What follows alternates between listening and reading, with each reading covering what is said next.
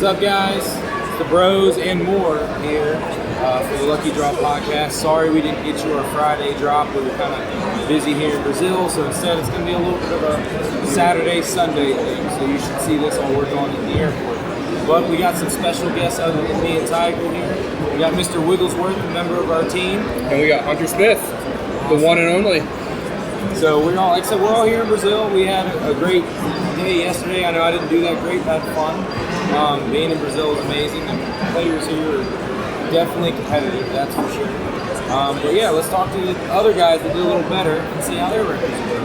I think Trading card game Switch series that is passed around. So Hunter, what'd you end up playing today? Switch series. So I ended up playing Goldango Rocks with a Cramorant. Okay, so Kramer was your tech for Cornerstone and whatnot? It was more for Mirror, but it also second as a tech to Cornerstone. I didn't believe it would beat a good Absol player, but I believed it would do enough against someone who wasn't that great with how they manage their Cornerstones. Cool. And what did you end up for the weekend? I ended up going 4-3-1, and I feel like two of my losses were due to just me not drawing well. Well, one of my losses, I believe it was against Williams Veto. I feel like I could have been able to play that game better, which I could have probably turned that to a win.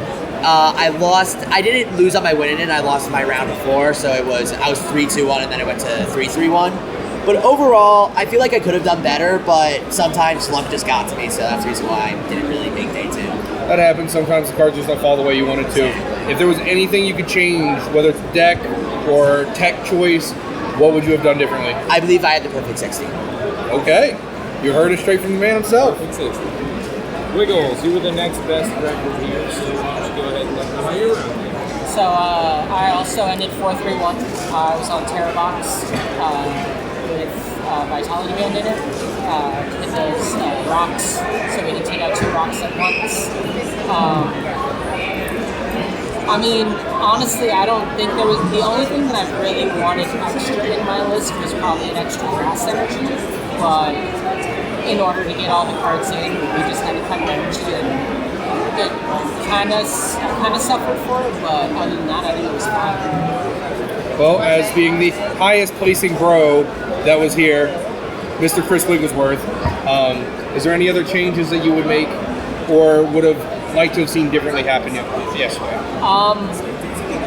Honestly, one of my losses was 100% me. I did 2 Noctiles at once to get everything I need, and then just kind of forgot the 4th piece I needed to get the game, and picked something else, and then literally right after I put the deck down, shuffled, and I was like, oh, you don't have boss. So if I had boss, I mean, I don't know how it would have changed today, but it was against Guardy, which I personally think is a good matchup. Like, if I can Wellspring twice, I feel like I should just beat Guardy. Maybe not 100-0, but pretty dang close. That sums up about the Terra Box Guardy matchup. It's the same thing with Dragapult. Can I Wellspring twice and win, or can they set up after 2 turns? Yeah. That's how that match goes. I did beat a Dragapult actually an entire game. I only attacked with Mawile. So Mega Mawile, MVP of that game. MVP. Turn 1 attach, turn 2 Crispin, use the second attack, then gobble down, and just my opponent had Dragapult only, and he's staring at my Mawile, and he's like, "You're hitting 400." I'm like, "I am hitting 400. I have 1 prize left." And for the viewers that don't know what Mega Mawile does, it is a 2 metal energy attack. It is 80 times the amount of prize cards you've taken. Not your opponent like Charizard does. This is how many you've taken. So by the end of the game, it just gets stronger. And if you were wondering why Wiggles played the Vitality Band in the list, it's so that Wellspring can hit 2 rocks, a Lunatone and a Soul Rock, at the same time with a Wellspring. It also lets Mega Mawile at 4 prizes KO a Charizard with 330. Hunter, what do you think about the tech of the Vitality Band in there? I don't think it's good at all. I think it's really bad, and I feel like that you're never going to be able to use it effectively because you're going to have to attach Dark Crystal. I have energy switch as well. But I still just so- think it's like very overkill, and you're gonna need to use like 2 Noctiles to pull anything off with it. And I just feel like using your Noctiles that early just feels. Yeah, if it wins you the game, then it's definitely a big play. But other than that, there is some hindrance because you need the crystal. You are correct with that. I feel like I saved Crystal more for Pikachu. If we're being entirely honest, I feel like Pikachu with Crystal is infinitely better than Wellspring. I did use Crystal on Wellspring. Like, I'm not saying at all I didn't use it, but I felt like there were more situations where late game lower energy counts where I put Crystal on Pikachu and it won me the game. Yeah. Versus the early game where I could, like, if I get attached for turn plus Crispin, because I'm always going first. Yeah. Especially in this meta, unless someone knows I'm playing Terravox and thinks they can perform well going first, they're still going to go second. Like, I've got Guardy going second, Dragon Ball going second, Charizard going second, and those are the 3 decks I want to see. If I see those 3 decks all day, I'm probably going to do it. Do you think that it was a good choice? Just hit the matchup roulette. Now for me, I ended up playing basically the same thing as Hunter did. Played Gholdengo Rocks. My list ended up, it was a modified list of Caleb Gettimer. If you want to go look at what he did at Vegas, I made sure I had room for a Cornerstone counter, and it did come in handy for me. I did beat the Crustle that I hit because of Lucario. But nothing crazy. I played the Cramorant as well. It's a really good attacker, good pressure. It does allow you to stay single price a little longer than the average matches do. But I hit 1 meta deck. I went 8 rounds and hit 1 meta deck. So that's my variance. I went 4-3-1 as well. Crawled up from the bottom, and that hurt my variance a lot. But not much to say about it. I do think I should have stuck with Poltzard. That's what I went in believing I was going to play. I wanted to play a Charizard deck that used monkeys and not Duskmores. And I got convinced at the end of the night to by CJ Solis. Thanks, the Puerto Rican SPE winner. He made me think that Gholdengo was a better choice. And then, last but not least, the manager of the team. Yeah, so I did the same kind of list as Tiger did, no Cramorant because I haven't practiced it. But the Mega Lucario did come in clutch in multiple games. I beat the Joltik box because of it. I mean, straight up, I didn't see it at first. I knew it was weakness, but I didn't think to play that route because I was doing fine with the rocks and everything else. But then all of a sudden I was like, wait 1 second. That's a big boy. That's a big boy. And I got that going up. And that game actually went to where we were in turns. That was when I was talking to Tiger about where pretty much I had to set it up that I could take the last 2 prizes in time. I could look at things and see I have 4 prizes left. It's my turn. I need to take these 2. There's 3 minutes left. She's going to finish that turn in 3 minutes because she's playing a fast deck. If she doesn't, I had to actually ask her, do you have an action?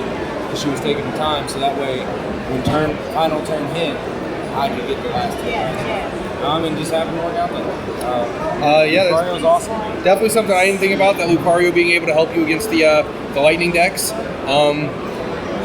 I don't think Joltik is a very prevalent deck. Hunter, what do you think? Do you think Joltik is... Joltik is always going to have like 3-4% of the room, but it's not something you should ever break. Right. So if you have a piece for it, cool. If not, I hope your deck doesn't just lose the double Pikachu. I think it's just cool how it was auxiliary. Like, I wasn't going to lose the double Pikachu. I was able to smack damage where I needed to, make Pikachu useless. All right, you're a one-shot candy breaker meant to be type deal.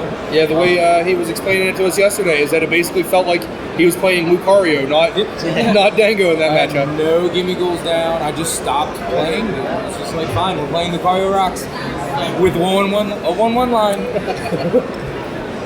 Well, that was our tournament run. How does everybody feel about Brazil in general? Do we like the culture, like the food, like the heat wave? Love the heat. I hate the cold. As someone who lives in New Jersey right now, it's probably about 40 Fahrenheit. It's not fun. But here it's like 80. I'm like, it's my temperature. He's enjoying it. Hell yeah. No, definitely the language barrier is something I'd say. It's a little tough. I mean, I've learned a little bit of Spanish. I can probably meander around.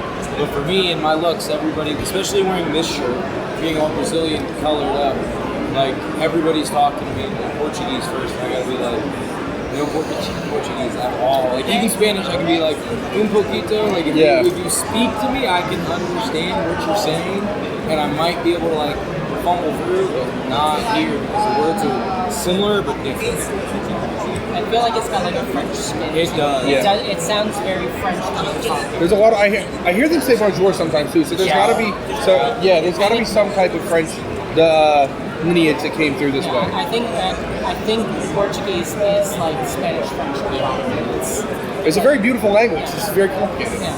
And also Sao Paulo is is the most diverse city in the world, or one of the most diverse cities in the world. I can see that. Yeah. It's like London and Sao Paulo are the most diverse cities. Yeah.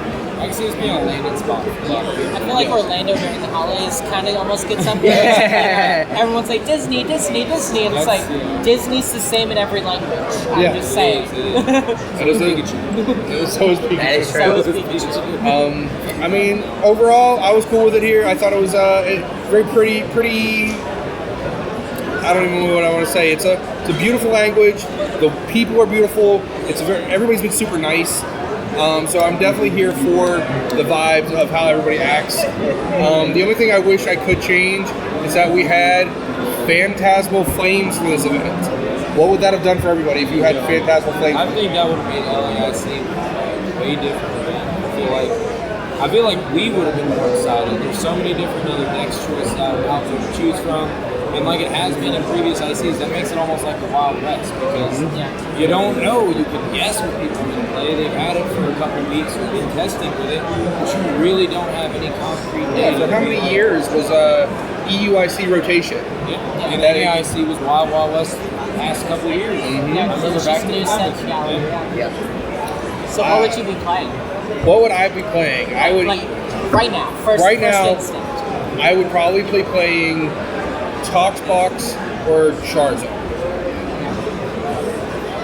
I don't know. I haven't really looked. I'll let you guys go first. I really haven't looked. Dango. I'm pretty sure I just play Dango, maybe with a low money, but definitely. I think low money would be a pretty good cornerstone counter. I know. Good combo. I always play. That's at rotation. Rotation. Yeah, that's a rotation. Well, then I don't know. There's really nothing else I'd really play. Dango stays BDIF. Just probably keep modifying Dango or using whatever pieces you have. I mean, Dango still hits numbers. I would probably also be on Toxbox if we're being honest. I don't think I would put Gengar in. As much as I love Gengar, I think that either Sharpedo or Absol is the way to go on that. What does Sharpedo do? Sharpedo is 2 Dark Energies, hits for. I think it ends up hitting for like 270 for 2 energies. So for anybody that knows to learn to play this is how I always play this one. Because the Charizard has that attack where it does 100 more damage if it has damage on it. Same thing for Sharpedo. It does X amount more if it has any damage counter. Just one damage counter on it, and it does the damage. Yeah, so it does 120 base, and 150 if it has any damage counters on it. So you got a 270. Yeah, for those that don't know, Toxtricity does put damage on it when you attach the energy. So Toxtricity's effect is if anyone that played single strike, it's just like the Houndoom. So you search your deck for a basic dark energy, attach it to a benched dark Pokemon, and you put 2 damage counters on it.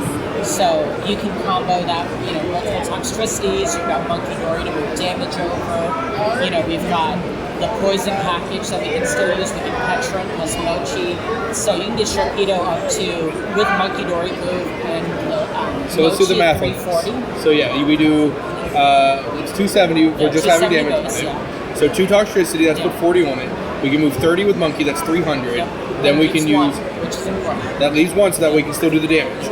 And then we can either use Petrorite with a Mochi to hit 340, or you could just use a Defiance Band or a Max Belt to hit the numbers as well. And that hits every relevant two-prizer in the format right now. Yeah. And it has the same amount of HP as those, and it's a lot easier to set up. Yeah. And then there's also, I think personally, and I could, if I was going to pick an A-Spec right here, drop of the dime right now, I think Trolley might be the thing, because I think that you have a lot of setup that you need. You need at least 2 Toxels. You want at least 1 Shark. We haven't even brought it up, but there's the Survivor, that if you have a Mega Pokemon on your bench, it does bonus damage. Yeah, it's 3 Dark Energies that hits for 120, and if you have a a mega dark Pokemon, it hits for either another 100 or another 120. Yeah, so 240 on a one prizer, you're knocking out Fez, you're knocking out all the Overcons, like Raging Bolt, which is one of the Pokemon that can KO you. Yeah. It also can, if you use the poison package or double monkey, even just a single monkey, can let it one-shot a Dango as well, which is also one of the few Pokemon that can KO a 340 Mon. So one downside, you are still grass root. So there is that downside. Everyone is kind of teching grass to deal with Absol, but I mean, I still feel like even if they take a knockout, you then take another knockout, most people are putting one tech.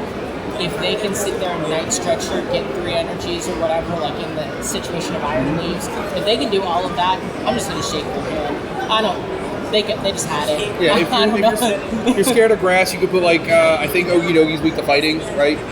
Yeah. So there are other dark Pokemon you can put in there. You can put Monkey. You can put the big Monkey door in there. Yes, because you're running the Petromon, it becomes a one prizer. Yeah. Hunter, any thoughts on what possibilities could happen with the Toxtricity? I think that the card itself is pretty good.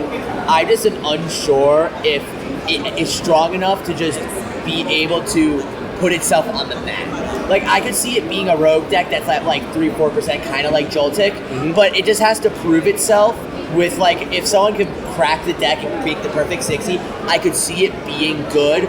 But right now, I just feel like all the lists are a little all over the place. Like, I've seen a Roaring Moon list, I've seen an Absol list, and I just feel like if it's more concise and they can make it so it, like, works and it could beat good into the meta, like, sure, it could beat Gardevoir, but how is its Goldango matchup? How is it, like, Dragon Bolt matchup? Those are the matchups that you need to worry about, and that's, like, your Dragon Bolt matchup does not seem that great.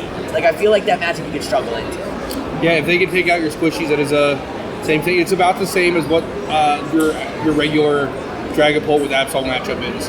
Yeah. The big thing is that Toxtricity will be replacing Turbo Energize because we lose all of that at rotation. Yeah. So we might not see it being played at launch, but we will definitely see an increase when we lose Turbo Energize. Yeah, I could see Absol being really good with the Toxtricity when rotation happens, but I also don't know what the decks will be going forward, because we're losing Gardevoir, we're losing Charizard, we're losing Goldango, we're losing Sada. Yes. So that makes Raging Bolt bad. So we're losing 4 big decks where we kind of are just left with like Terapagos, Dragapult, Lopunny. Like, it's just like we don't have as much, like, versatility anymore. Right. It's might be going back down to like a 3 or 4 deck meta.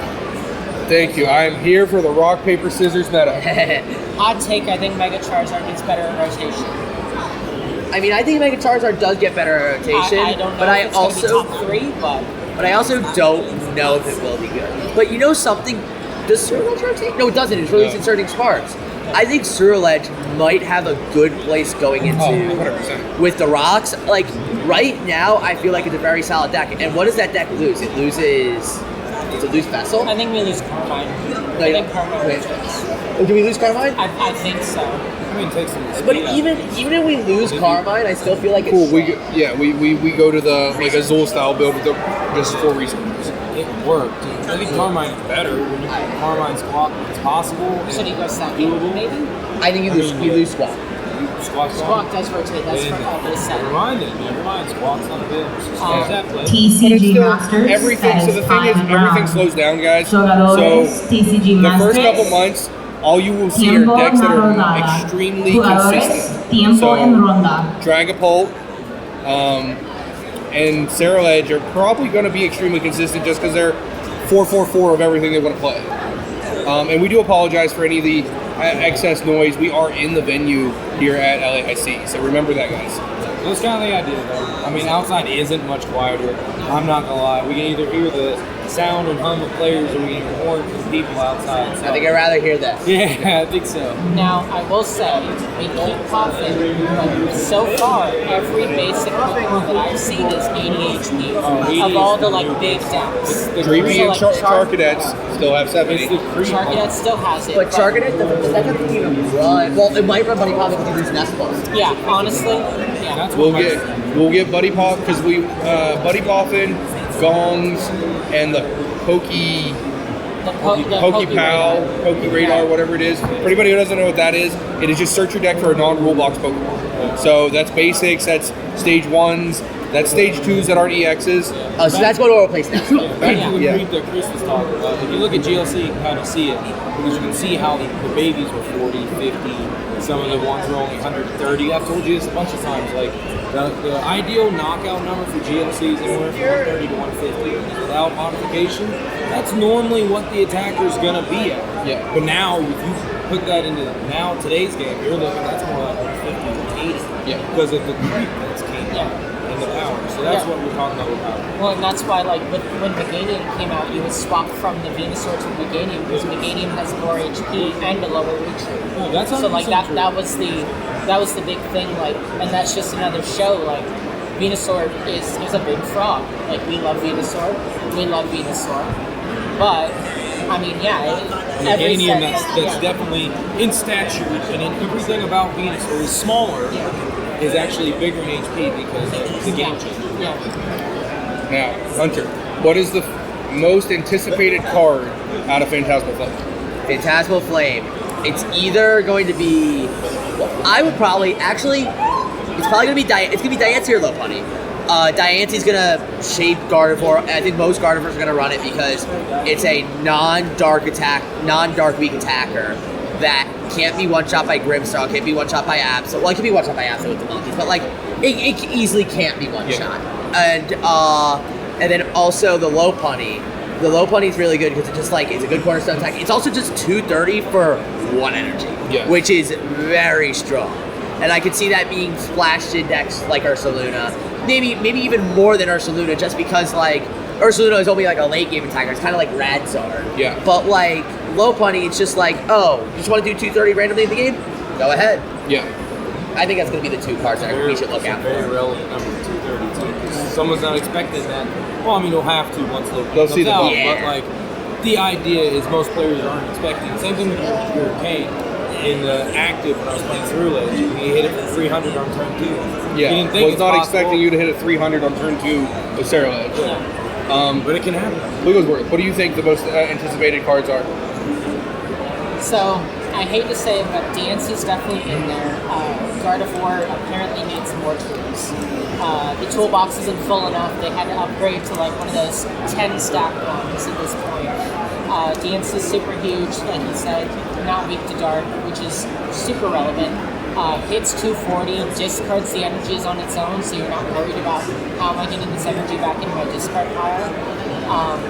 On top of that, Lopunny is super big. I know a lot of people have been messing around with like a Lopunny exclusive deck, like just as happening with Lopunny. Bunnies and Ghosts. Yeah, using either Dusknoir or I know we were throwing around like a throwback to Gliscott Zoroark, so you run the Zoroark trade power and just Use Petra first will move up a impression. Zoroark, and then you retreat back with a balloon to reactivate the first impression attack. Yeah. You still get the full Zoroark package of the Zekrom in it, and then when we get the Reshiram, and then we get the Zekrom, and effectively you just have Zoropod again.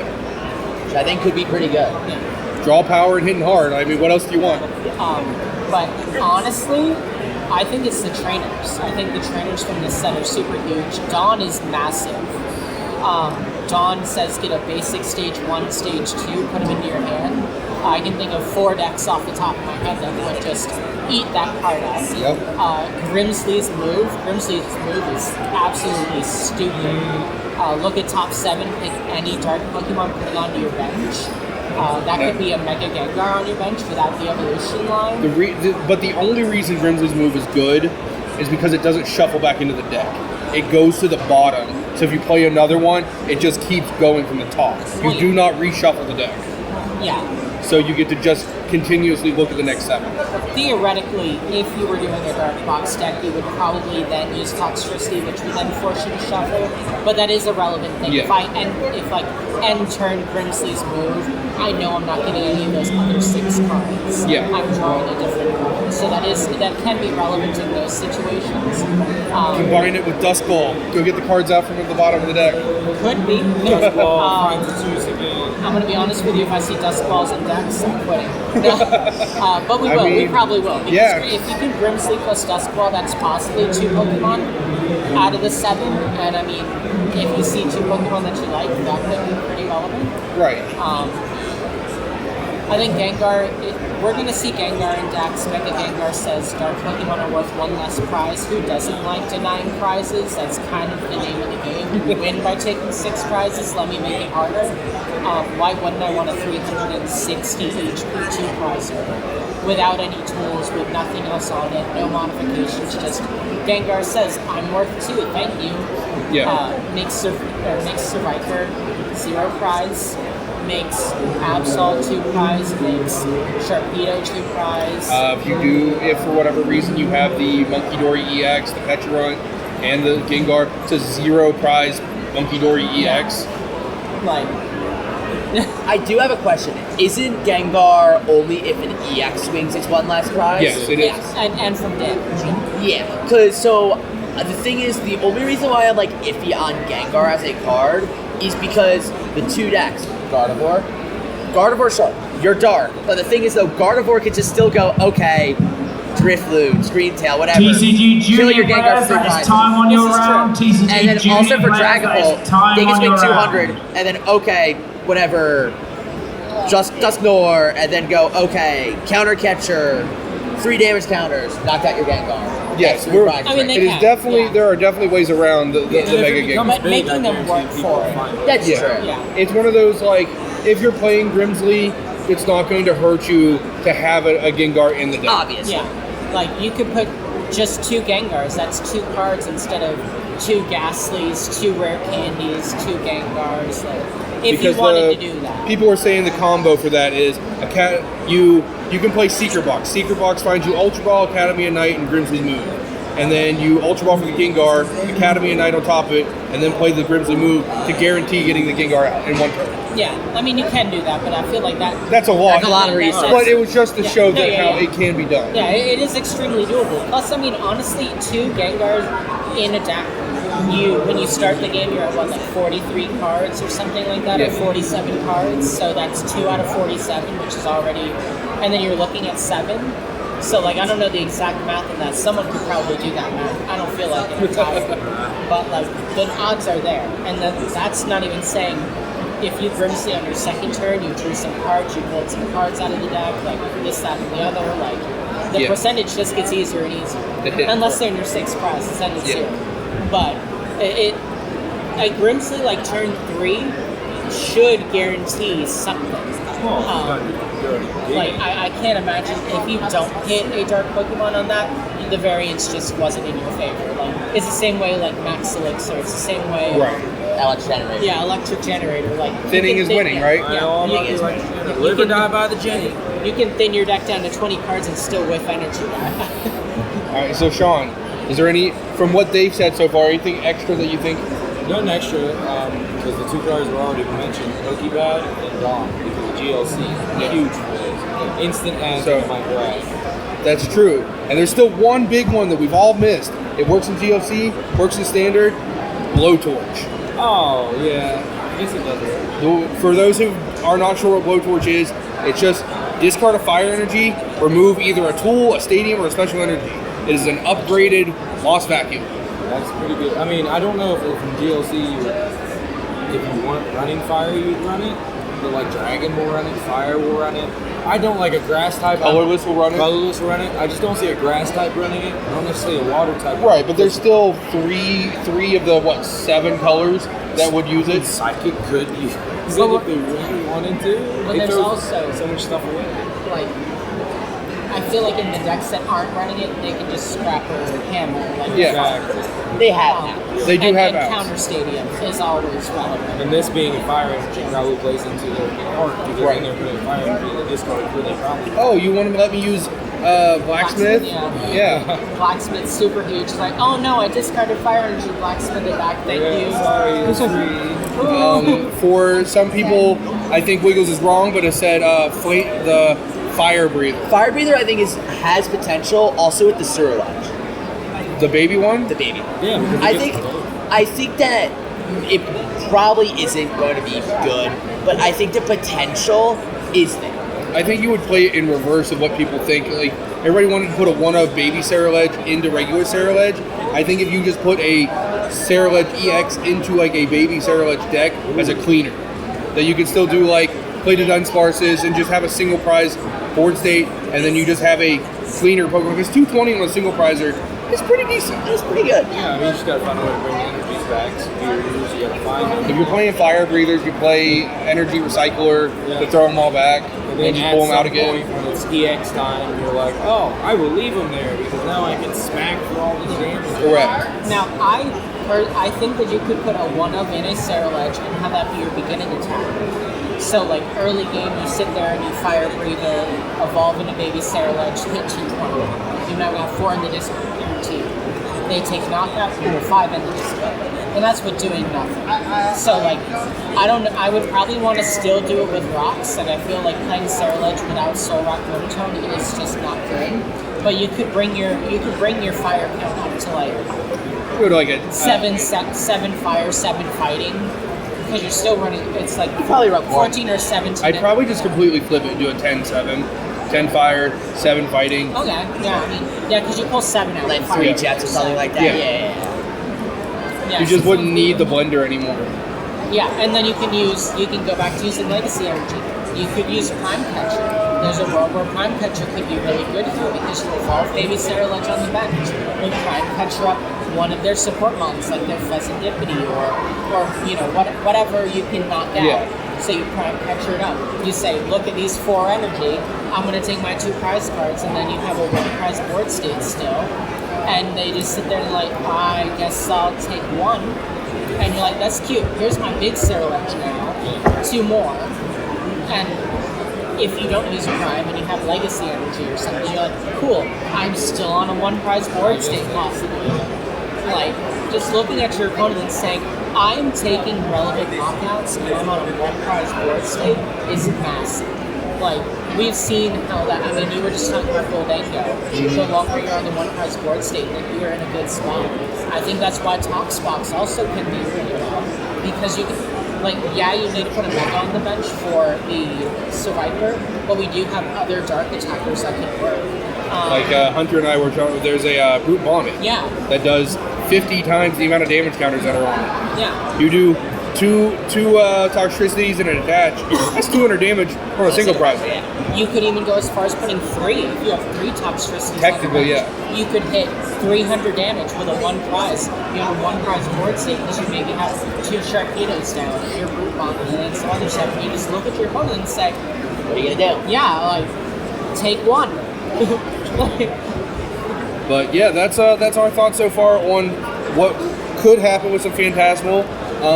We do get a early look. Hunter reminded me, Stuttgart comes out next weekend, and that will be legal there. And then the next North American one that has it legal is Toronto. So there's nothing in December. So if you want to get any Fantasmal stuff, it's going to be European events. Oh, they did have the 6K happening this the weekend, full so grip you'll is have happening. some data on, because the full grip is running their Fantasmal Flame 6K, and that it's not a sanctioned tournament, so they can run whatever format they want. Cards still have to be legal, no proxies, but like, if you were able to get those cards, people are playing them right now. No, I So- think they allow proxies actually. Yeah, I think they do. They could be different languages. Yes, they couldn't be printed. When I say proxies, I guess I mean, so let me clarify, printed proxies. Okay. You can have Japanese cards and play them, that was fine. But you're allowed to play in that format to get a good early look. We did it the last full grip, so it's definitely a good chance to get some data. Yeah. Maybe not the best. But If anybody's not sure where to go, that is Andrew Mahone's channel, Tricky Jim. He has a live stream for it, and this will be up afterwards. But if you want to go look at it, he always puts up the VOD review of the live stream, so you can always go back and watch what they played to see if there's anything interesting and whatnot. And he normally tries to put the top 8 deck lists on his Twitter and on the Full Grips page as well. I mean, the live itself usually stays up for a while. I mean, if you're not minded to put it on like 2 or 3 times or skip past the talking, you might be able to see a few people you knew. I was just saying, Emma went to the last one that we were at, and Yeah. Emma just got 2nd place in Vegas. Not Vegas. Not It Vegas, was the Milwaukee. Gedangs. Gdansk. Oh, Gdansk. And Emma just got second place in Gdansk. Like, these are high caliber players that are going there. Tiger's been on stream there. Yeah, I've been there a couple times. If you want to watch me fail, if you ever want to see an epic Dusk Noir into sudden death against a Raging Bolt matchup, that happened too. But I played against Emma at the 3K GLC event last for the Mega versions. Like, Emma's a really good player. And I mean, obviously, second place Gdansk, but like, also in GLC, which is a completely different format. So. But anything else from anybody? Hunter, any shout outs you want to give to anybody? Not gonna think on top of my head. That's all cool. No good, no worries, no worries. This is us here in Brazil, so. Yep. Bros were powered by FCBC here in Brazil. Sleeves were great. Stay lucky.